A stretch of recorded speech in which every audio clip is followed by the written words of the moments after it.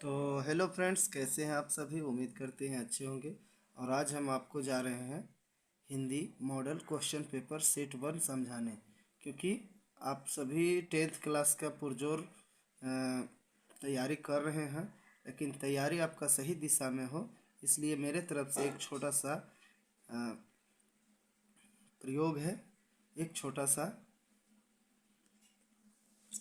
आप सभी वीडियो को पूरा देखेंगे और समझ में आएगा तो लाइक सब्सक्राइब जरूर करेंगे और कमेंट भी करेंगे। तो सर्वप्रथम हिंदी का तैयारी हम कर दे रहे हैं क्लास 10th के लिए।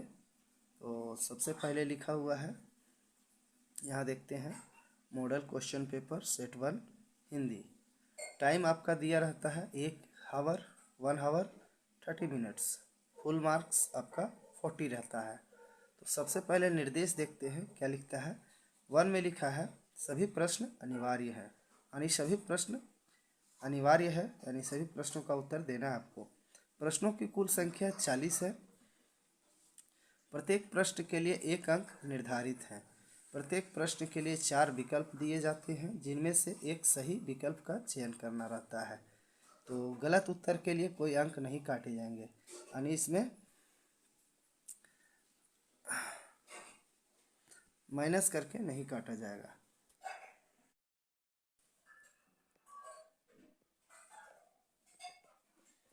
तो यहाँ पे सबसे पहले खंड क में हम देखते हैं कि अपठित गद्यांश एक काव्यांश निम्नलिखित गद्यांश को ध्यानपूर्वक पढ़कर उससे पूछे गए प्रश्नों के उत्तर देना है।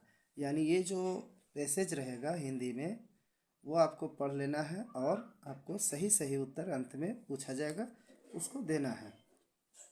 तो सबसे पहले हम देखते हैं क्या लिखा हुआ है पैसेज में। घड़ी की टिक टिक हमसे कुछ कहती है, उसकी निरंतर सरकती हुई सुइयां कह रही है समय जा रहा है, कुछ कर लो, कुछ कर लो। जो क्षण एक बार चला गया वह कभी लौटकर नहीं आता। एक बार एक व्यक्ति ने महात्मा गांधी से पूछा, जीवन में ऊंचा उठने के लिए किसी को सबसे पहले क्या करना चाहिए, शिक्षा, शक्ति या धन संग्रह। तो गांधी जी ने उत्तर दिया, यह वस्तुएं जीवन में उठने में सहायक अवश्य होती है। यानी समझते हुए जाना है कि एक व्यक्ति महात्मा गांधी से पूछे कि जीवन में आगे बढ़ने के लिए क्या करना चाहिए। सबसे पहले उन्होंने शर्त रखा कि शिक्षा, शक्ति या धन संग्रह।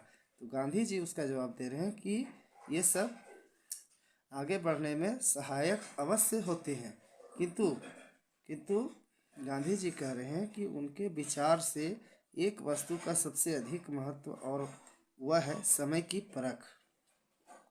प्रत्येक कार्य का निर्धारित समय होता है, उसे करने या ना करने का। यदि आपने समय को परखने की कला सीख ली तो आपको किसी प्रसन्नता या सफलता की खोज में दर दर भटकने की आवश्यकता नहीं है, वह स्वयं आकर आपका द्वार खटखटाएगी। यानी यहाँ सब समझा रहे हैं कि अगर आप समय की परख कर लेते हैं, समय को सदुपयोग करते हैं, तो सफलता आपके कदमों में रहेगी। फिर कहता है कि हमें समाज का मूल्य समझना चाहिए, साथ ही समय के अनुसार काम करना चाहिए। जीवन की यही कुंजी है। जो लोग निरंतर असफल होते हैं वह प्रायः प्रतिकूल परिस्थितियों को बुरा भला कहने लगते हैं। वस्तुतः बड़ी असफलता का कारण दुर्भाग्य नहीं होता, अपितु समय को गलत समझने की भूल होती है। यहाँ पर हम थोड़ा सा समझ लेंगे तब आगे बढ़ेंगे। जो लोग निरंतर असफल होते हैं वह प्रायः परिस्थितियों को बुरा भला कहने लगते हैं, यानी समय को नहीं परखते हैं। असफल होने के बाद अपनी स्थिति, यानी जो बीतता हुआ समय है, उसको गलत ठहराते हैं। तो वही चीज़ गांधी जी समझा रहे हैं कि यूनान के सबसे बड़े दार्शनिक अरस्तु जो थे, इसे और भी अधिक स्पष्ट करते हुए कहा है कि प्रत्येक व्यक्ति को उचित समय पर उचित व्यक्ति से उचित मात्रा में उचित उद्देश्य के लिए उचित ढंग से व्यवहार करना चाहिए। तो ये बात किसने कहा है? तो ये बात अरस्तु ने कहा है। अरस्तु बहुत ही महान दार्शनिक थे।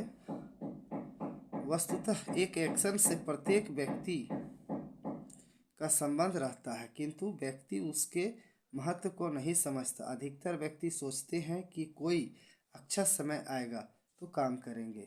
इसे उधेड़ बुन में वे जीवन के अमूल्य जनों को खो देते हैं। तो यहाँ पर लिखा हुआ है कि कोई अच्छा समय, तो आप सभी को बता दें कि अच्छा समय, जो समय चल रहा है वही अच्छा होता है।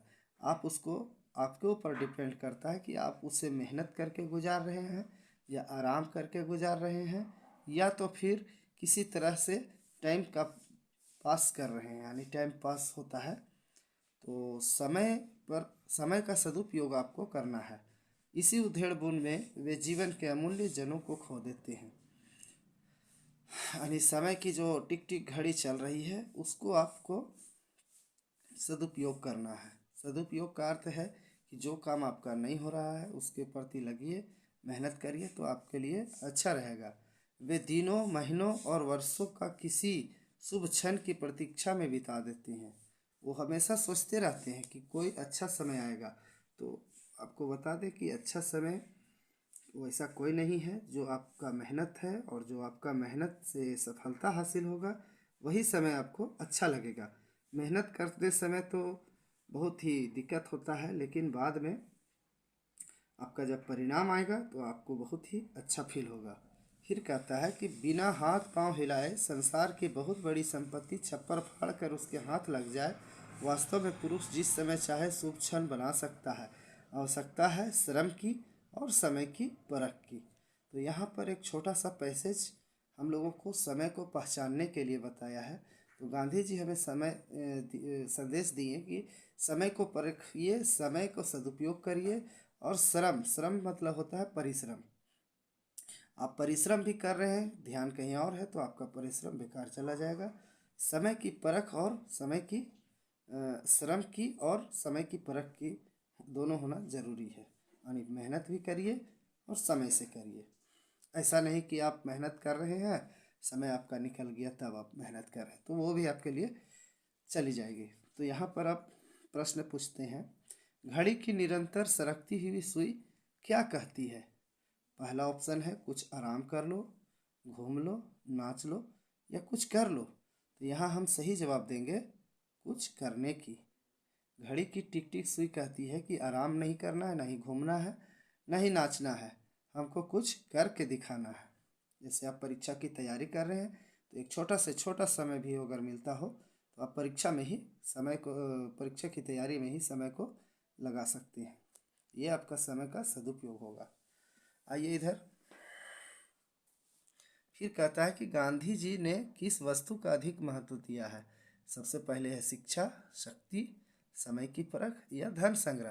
तो परीक्षा में आपको इसी तरह का सवाल पूछा जाएगा। तो यहाँ पर गांधी जी ने समझाया था, इसमें आप ढूंढ भी सकते हैं कि गांधी जी समय की परख के बारे में बताए थे। तो यहाँ पे हम समय की परख को टिक लगाएंगे ऐसे, ठीक है। फिर कहता है कि जीवन की कुंजी क्या है? कुंजी का अर्थ होता है चाबी। तो प्रतिकूल परिस्थितियों को बुरा भला कहना, असफलता को दुर्भाग्य समझना, समय को गलत समझना, समय का मूल्य समझकर काम करना। तो इसका ऑप्शन 4 सही उत्तर है, समय की मूल्य को समझना और काम करना। अब प्रतिकूल परिस्थिति यानी आपके साथ जो बीत रहा है उसको बुरा भला कहिएगा, असफल होने के बाद दुर्भाग्य समझिएगा, अपने किस्मत को दोष दीजिएगा, तो ये सब बेकार की बात है, आपके समय निकल जाएगी। फिर है क्वेश्चन नंबर 4 है, अधिकतर व्यक्ति जीवन के अमूल्य क्षण किस प्रकार खो देते हैं? तो अधिकतर व्यक्ति उधेड़ बुन में, ऊंचा उठने में, द्वार खटखटाने में, या इनमें से कोई नहीं। तो इसका पहला उत्तर हो जाएगा कि अधिकतर व्यक्ति जीवन के अमूल्य क्षण, क्षण मतलब समय को उधेड़ बुन में ख़त्म कर देते हैं। समय अच्छा कब आएगा इसके बारे में सोच सोच कर ख़त्म कर देते हैं। तो फ्रेंड्स, आपको आज का इस वीडियो में मैं पहला एक पैसेज के बारे में मैंने बताया। आगे जो है सो आपको मैं फिर से बताऊंगा। आप चैनल को सब्सक्राइब कर लीजिए, लाइक कर लीजिए और कमेंट कर लीजिए।